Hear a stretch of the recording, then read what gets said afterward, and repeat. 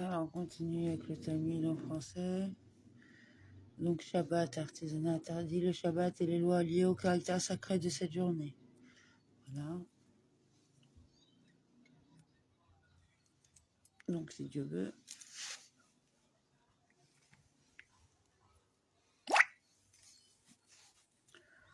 Merci Hachem. Donc, on était au 4, 3.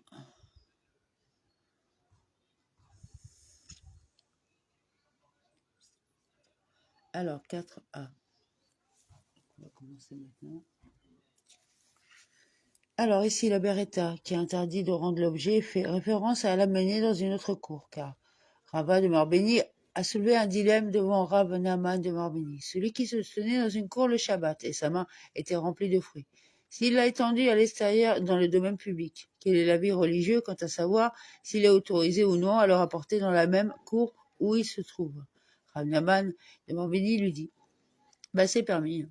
Il lui demanda en outre, quel est l'avis religieux concernant le fait de le déplacer du domaine public vers une autre cour? Il lui dit, c'est interdit. Rava de Marbéni a posé la question suivante. Et en quoi un cas est-il différent d'un autre? Par définition, les deux cours sont des domaines privés et il n'y a aucune différence alarique apparente entre elles en termes de Shabbat. Rav Naaman de Marbéni répondit en plaisantant. Réfléchissant, vous connaîtrez la réponse, en fait. La réponse est simple. Là-bas, la Beretta qui a enseigné qu'il est permis de le ramener dans la même cour. L'a dit parce que son objectif prévu n'a pas été réalisé. Puisqu'il a cherché à sortir un objet de sa cour, lui demander de le ramener l'objet à sa place d'origine est une sorte de sanction. Cependant, ici, la Beretta qui a enseigné qu'il est interdit de le ramener dans une autre cour. L'a dit parce que son objectif prévu a été réalisé. Il est donc interdit d'y rapporter. Puisque le dilemme du Rav Beva Bar Abaï de Marobéni a été évoqué en passant. La Gemara procède elle-même à la discussion de la question. Rav Beva Bar Abaï de Marobéni a soulevé un dilemme. Celui qui a commis une erreur et a mis du pain dans le four le Shabbat. Lui a-t-il permis de passer en outre une interdiction rabbinique et de l'enlever avant qu'il ne soit cuit, c'est-à-dire avant qu'il n'encourt la responsabilité d'apporter un sacrifice pour le péché, pour le cuire? Du pain le Shabbat, ou ne lui ont-ils pas permis de le faire? Rav Bar Abaï de Marbéni dit à Ravina de Marbéni, quelles sont les circonstances? Si vous dites qu'il a mis le pain au four sans le savoir et qu'il ne s'est pas rappelé que c'est aujourd'hui le Shabbat ou qu'il est interdit de faire le jour du Shabbat, à qui ont-ils permis de l'enlever? S'il ignore qu'il s'agit d'une interdiction, il ne lui viendra pas à l'esprit de demander s'il est autorisé ou non à retirer le pain avant qu'il ne soit cuit. Mais n'est-ce pas plutôt le cas où, avant de cuire, il s'est rappelé que c'était interdit? Dans ce cas, il était susceptible d'apporter un sacrifice pour le péché?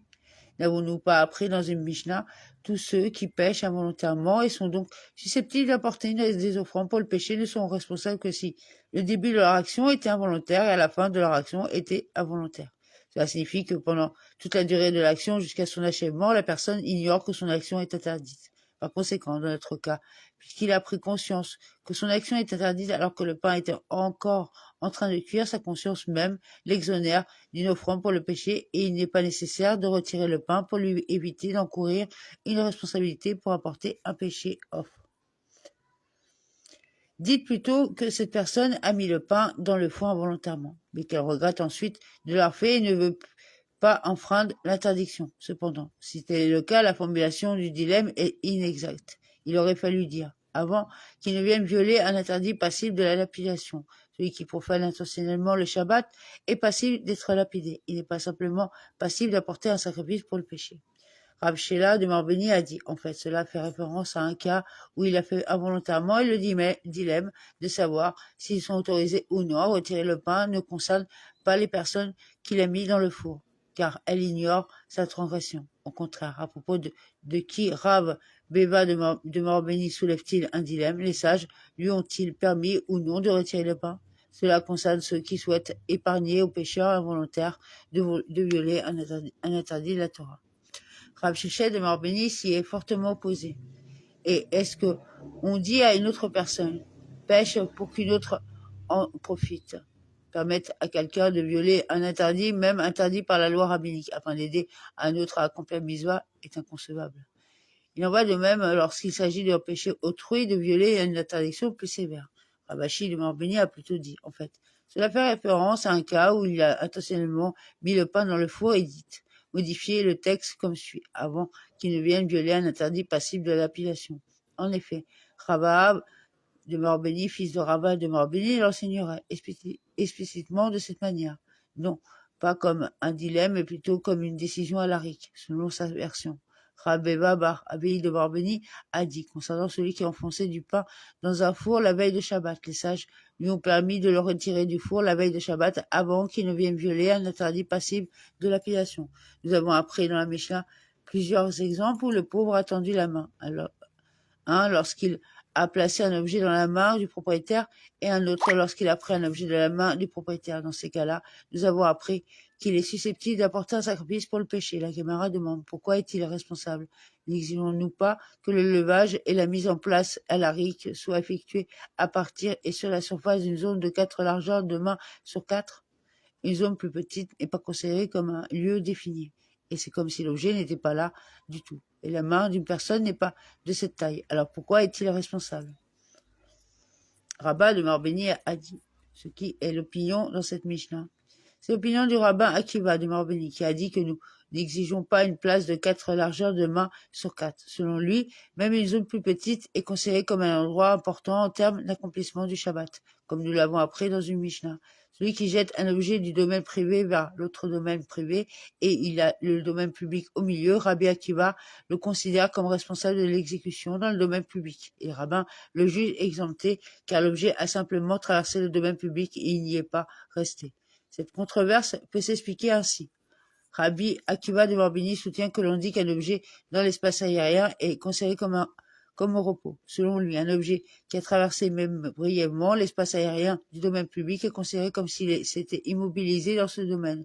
Celui qui a jeté l'objet a donc à toute fin utile retiré l'objet du domaine privé et l'a placé dans le domaine public. Et sa responsabilité est engagée. Et les rabbins estiment qu'on ne dit pas qu'un objet dans l'espace aérien est considéré comme au repos. Selon eux, même s'il a sorti l'objet du domaine privé, celui-ci n'est jamais resté dans le domaine public, puisqu'il ne l'a jamais placé dans le domaine public. Sa responsabilité n'est pas engagée, quoi qu'il en soit, selon l'avis du rabbin Akiva. Le placement ne nécessite pas de zone définie. La simple présence d'un objet dans le domaine public lui confère la qualité juridique d'y avoir été placé. Apparemment, il n'est pas obligatoire qu'un objet soit placé sur une surface d'une superficie de 4 largeurs de main sur 4. DAF 4b. L'objet adopté à 10 mains du sol, qui ne sont pas d'accord. Et cela n'a-t-il pas été soulevé comme un dilemme par Rabbin de Morbeni, car il ne savait pas si c'était ou non l'explication correcte du différend entre Rabbi Akiva de Morbeni et les rabbins?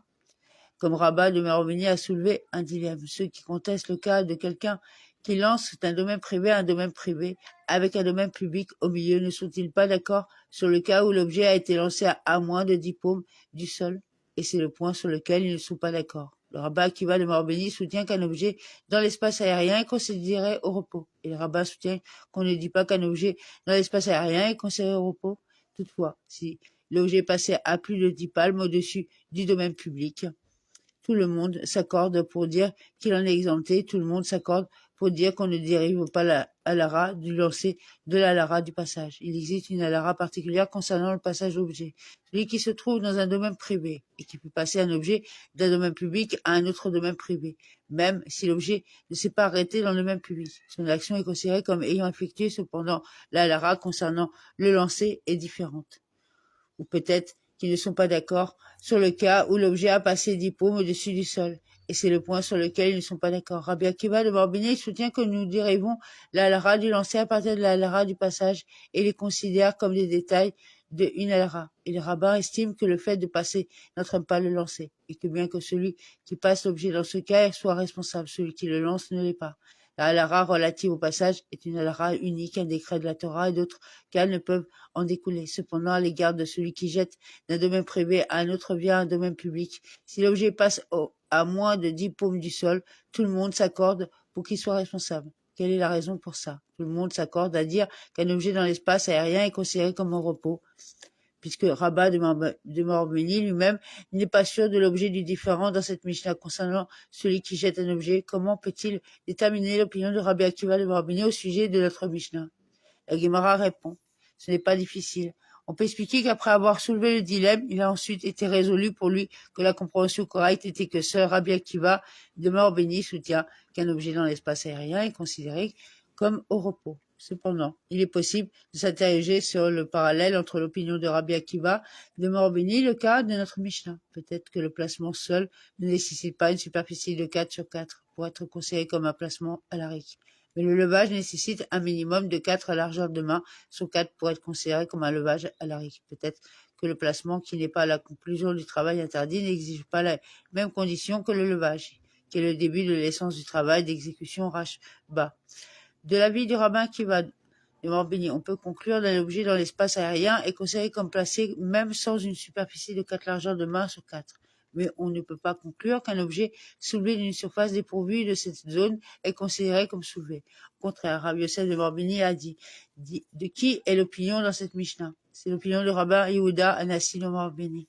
La Gemara demande à la rote du rabbin Yehuda Anassi de Morbeni, du Rabbi Yosef de Morbeni fait-il référence?